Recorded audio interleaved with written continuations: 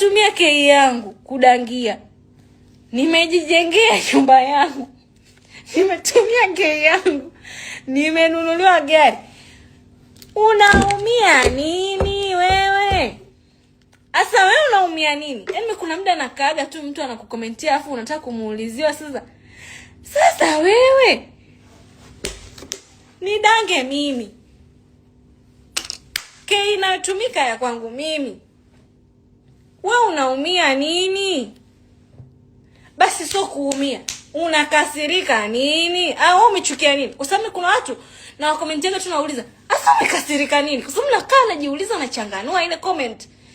Kwenda huko umetumia kei kudanga. Namuuliza, haya nimetumia kei yangu kudanga. Asa unakasirika nini?" Mimi nimekuja hapa mimi kukwambia kwamba sidangi, sijatumia kei yangu kudanga.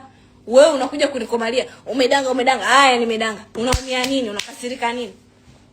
Mwenzako kadanga huko umjui, kei yake ametumia kei yake.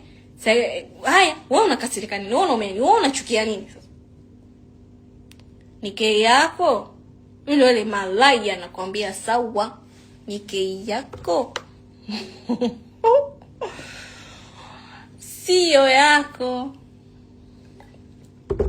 Acheni ndugu zetu wa karibu, wazazi wetu waumie kutokana na tabia zetu. Nyinyi mnaotuonea mitandaoni hamtujui.